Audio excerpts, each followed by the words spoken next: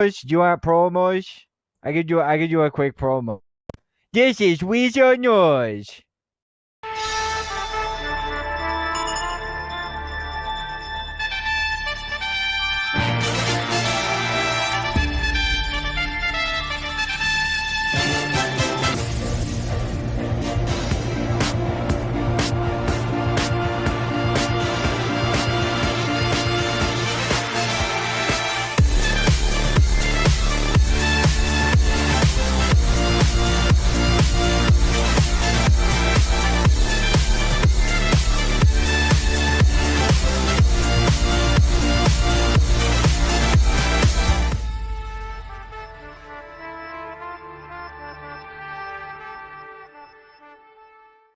Good morning, good afternoon, and good evening, Los Santos. I'm James Knight, and here's what's been happening in your city. Dynasty 8 recently upgraded its services and now offers homeowners and potential homeowners even more options when choosing a new residence. Peter Phillips was on the case. Here's more information. So this is the Didion Dynasty 8 showroom area, and each of these properties will feature a different interior. First, we're going to start off with our new interiors, and then we'll slowly start to gradually incorporate all of our interiors, which are about 18 interiors. We will do our best to leave every one of these doors open for a public walkthrough should you have time and a realtor is not available and you would like to just see for yourself and take all the time you need without the pressure of having someone else present. You are more than welcome to come in here. And feel free to reach out to one of the Dynasty 8 realtors. Our contact information is on a sheet in front of Dynasty 8 building, which is actually down the street. In order to get the Savoy interior, you need to live in a house that is a double two-story home and has a market evaluation of over $600,000. Some of the most common areas that you'll find houses that meet this criteria would be the Vespucci Canals, Chumash, select homes in Mirror Park, and there are even a few up in Paleto Bay as well. You have to live in a property that is a market evaluation of over $600,000. We're currently inside the Monet interior. This floor plan could be acquired for any apartment interior. These usually always start at $190K and will be widely spread around the city. This is our fresco interior for our apartment category. By purchasing an apartment for the base price between $190,000 to upwards to $200,000. This floor plan is one of our newest floor plans here in the state of San Andreas, and this is the aquatic interior. This floor plan is available to any homeowner within the state. Those are houses that usually are between $300,000 and $550,000. This will be the Subterra house interior. These interiors would be fitting for anything between 300,000 houses to 500,000 houses. Fun facts about this place is it's one of the largest interiors for a house that you can have, as well as this comes with a lot of room so you can individually decorate them how you see fit. This interior is the terracotta interior, also one of the new interiors that we have here in the state of San Andreas, and is available for any home. Feel free to check our Bad Biz page on your tablet. There you can find the numbers of every real estate agent that is employed by Dynasty 8, and that is one of the best ways to get a hold of us. We prefer texts as we do get bombarded by calls. So yes, texts are the preferred method. The Blaine County Sheriff's election has concluded. With Rick Trescott not running this term, he was eager to announce his replacement. Well, new sheriff-elect is it's Hot Smith. Yes, sir. Yeah. America. Freedom. Not Trescott again. Howdy, everybody. Hello. How's everybody doing today? I'm Hank. Lots of care, still white. Good. Hank, All right. go ahead and be quiet. You're giving a new announcement. I'm sorry, I never saw it. Alrighty. First of all, I want to give a big thank you to Brendan Thompson. He was a well-worthy opponent. His value to the sheriff's office is unparalleled, and I really appreciate him for that, and I thank him. Second of all, he does an amazing job, so I wish him to continue as the undersheriff. He's an amazing partner, and want to keep up the great work. Second of all, I want to thank former Sheriff Rick Trescott. He had an amazing sheriff period. He did an amazing job, and appreciate his service as well. To the people of Bland County, it is a pleasure to be the now Sheriff-elect Hunt Smith. I appreciate each and every one of you. And this time, we may have voted different, but you voted for me or against me. But this is now a period where we all come together, all right, for the betterment of Bland County. Okay. All right, everyone. Thanks for coming, and thanks for those of you who supported me. I think the I think the county will continue to be in great hands, and I think Sheriff Smith for his amicable run here. And I look forward to continue to serve as undersheriff. Hell yeah! Okay. Hello, people of Bland County. Sheriff Hunt Smith here, and I want to first of all thank you all, and it's a pleasure to be in such a glorious position now. It is one of my great honors in my lifetime. I appreciate everybody, and there's a few things I want to get done. I want to continue our great policies we have ongoing. Always a big advocate for the hunters associations, the truckers associations. Without you all, we couldn't, provide meat to the fine city and county, or our goods wouldn't be shipped. I want to secure y'all's rights, keep them going. I want to keep everybody happy here in the county while enforcing our great laws that we do have in place. Once again, I appreciate everybody and all. And if you have any questions for me, my doors are always open, and you can reach out to me. Thank y'all once again. A spelling bee held in the city saw many participants coming out to flex their spelling prowess. But in the end, only one could become the city's goodest speller person. Weazel News is brought to you by Trojan Armor. Stay strapped or get clapped.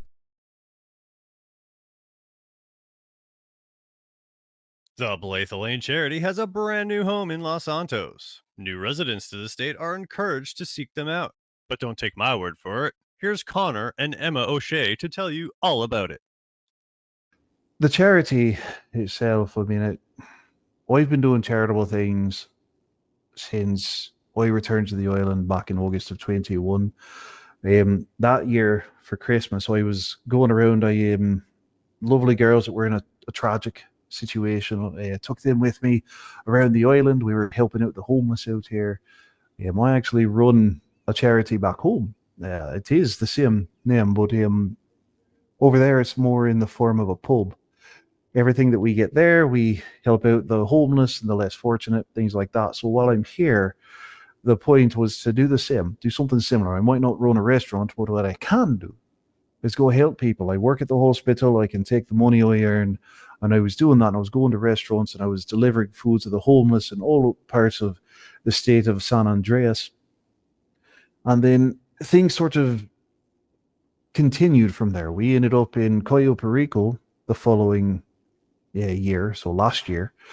Cayo Perico opened up its borders. I went over there by my own onesie and met a lot of people, helped out several. Emma had actually just returned to the island, and she assisted me out there, and it progressed. After that, we were out in Yankton. We were actually taking donations of non-perishable food items. One of my favorite things about this whole venture, since it's been started, is that whenever Connor or I are involved in anything, people are like, oh, you expect to be able to pay them back.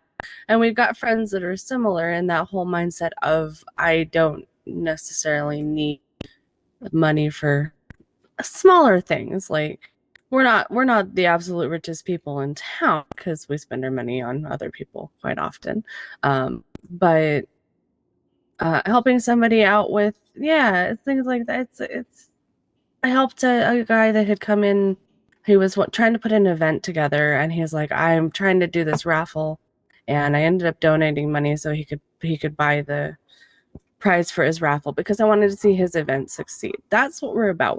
We're here to help people succeed because we've got what we need underneath us. I've got a steady job.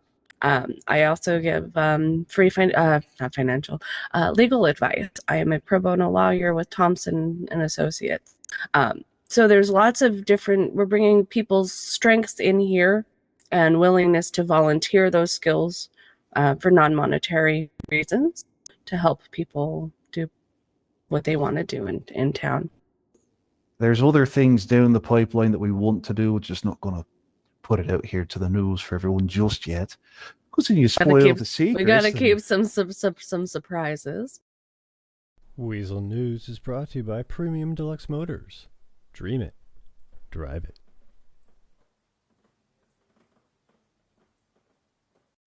With the upcoming governor's election looming over the state once again, many citizens of San Andreas are asking themselves, what's the point? Recent governors have all left something to be desired by the public, and voter sentiment is at an all-time low. We spoke with 3 former governors for their take on the current electoral situation. How's it going, Los Santos? It's your boy Wee Jesus here with Peter Phillips, Mikey McPikey, and Chad Carrington, all here to talk today about the upcoming elections and what we may see from them. So first off, guys, how are you all doing today?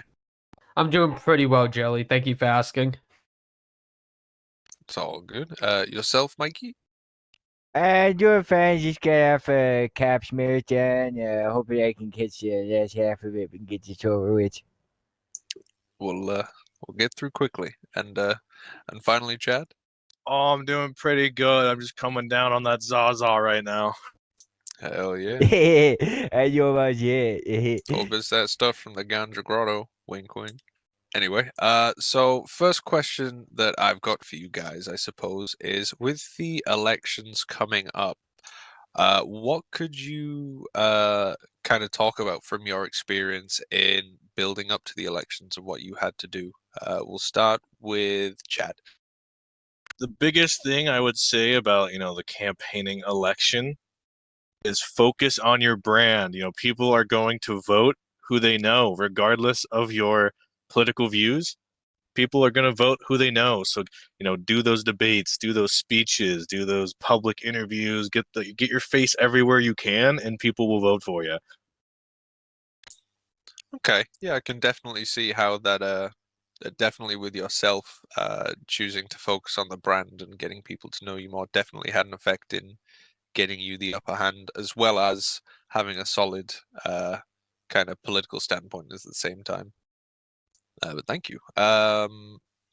McPikey? You know what I say, what's the point? I was the only one who ran that place half decently. No offense to your two fellas or nothing. But at the end of the day, you're just a pawn of the system. So who gives a fuck? I came in there trying to, mend the relationship between the people and the police. And, the other bodies of government just do whatever the fuck they want. And you just kind of sit there and look pretty for the camera. So, I don't know, just convince people you're cooler than everyone else. That's all you can do, I guess. I don't give a fuck. Okay, it's certainly a fresh take on the situation. Thank you. And Peter? I definitely agree with Chad with going to the debates. That is a big thing that helped me persuade people to voting for me and convincing them that I should be the right choice. I also think that you should have a very good team behind you. So make sure you have your team picked out very carefully before you even start to run. What are your guys' thoughts on the next upcoming election? McPikey, we'll start with you. The next upcoming election. Well, it's an important one because we had these two, do what they did. And then, we had this guy come in. Turns out he was some fucking psychotic criminal the whole time. So we don't even know if the election process is secure at this point. They could just elect any terrorist they want, So I mean, whoever it is, I hope that they at least don't fuck everything up. That's my message to the future next governor. Is just don't fuck it up completely, and you did better than these two did, Charity. No offense, you two. It's a very valid point. I'm sure after the last governor, a lot of the citizens of Los Santos are definitely ready for a breath of fresh air, and hopefully in the right direction at that. Peter, yourself? Yeah, so wait, what was the question again? What are your thoughts on the upcoming election? I think it's going to be an interesting one. I've spoken with two of the candidates already on some of their platforms and been somewhat of a advisor / given advice to them one-on-one. And I feel like whoever is running should go up to people one-on-one and talk with them about their platforms and get criticism on it. But it is definitely going to be an interesting election with seeing who some of the people are running are. Okay, thank you. And finally, Chad? Yeah, I think this next election is really going to make it or break it for our politics. I mean, after the last, terrorist governor, like Mikey said, how secure are the elections? So I think this next election, whoever runs, it's going to be a very crazy one because they're going to be under the microscope. I'm sure the federal government's going to be watching them very closely. So He wasn't the first terrorist governor, Chad. You remember your first foray into politics, huh? Remember your first foray into politics where you were holding people hostage at the courthouse, forcing them to vote for me? And by the way, I definitely did not ask him to do that. I would just like to say that, McPikey did win after that. So No, it was expensive anyway, sure. But just saying, Chad, don't act like Mr. Holy Moly over here. Okay, so finally, McPikey, what are your thoughts on the future for politics in the state? Obviously, I know you've had quite a, let's say a storied past. Well, all three of you have had quite the storied past with politics. So it'd be interesting to get your point of view as to how things may seem they're going, or if anything may change. You want my point of view? You want my point of view on politics? Yeah, what you want? Be it good or bad. People of the state, this is your ex-governor McPikey. I'm here to tell you the system is broken. Okay? I tried. I tried real hard. I came in here with a good heart, trying to do good things, and all the people around me screwed it up real bad. Okay? And that's because it's built that way. This guy Chad over here, he's a nice fella. He's a dumbass, but he's a nice fella. He didn't deserve all that crazy shit to happen to him. I don't know who the fuck this guy is, but he seems like a nice guy and probably didn't deserve all that stuff. But at the end of the day, no matter who goes in, they're just gonna fuck with you and do whatever they want anyways. I've already probably said too much. If this is the last time you hear from me, you'll know why. It'll be fine. Yeah. So next up, Chad, what are your thoughts for the future? like I said earlier, I think the future is going to be very crazy with this next election, but I do have to agree with McPikey. Whoever runs in the future, just don't let the power get to you, and you're always going to be a scapegoat. No matter what happens in the state, as governor, county commissioner, mayor, you're going to be public enemy, number one. So just don't let it get to you and keep a strong head on. Yeah, that's definitely a good point, Chad. I've definitely seen through all the terms that I've lived in the state for that in the end, the governor's always been used as a scapegoat. And yeah, being a governor usually does get a lot of people turning their heads to you and not in a good way. So that's some food for thought. And finally, to round it off, Peter, what are your thoughts for the future? Like McPikey and Chad said, you are going to be a scapegoat. And to the people watching at home, I would definitely say get a bucket of popcorn ready because shit's going to get hilarious at this next election, I feel like. Thank you, Peter. Well, it's definitely been insightful talking to you three and kind of getting an inside look into how the machine of politics ticks and how you kind of experienced it. And with that, guys, that's all. Back to you in the studio, James. And with that, we leave you for another week. With the holidays just around the corner, don't forget to head to North Yankton to check out everything the locals have to offer. You can learn all about North Yankton in our previous episode. From all of us here at Weazel News, thanks for watching.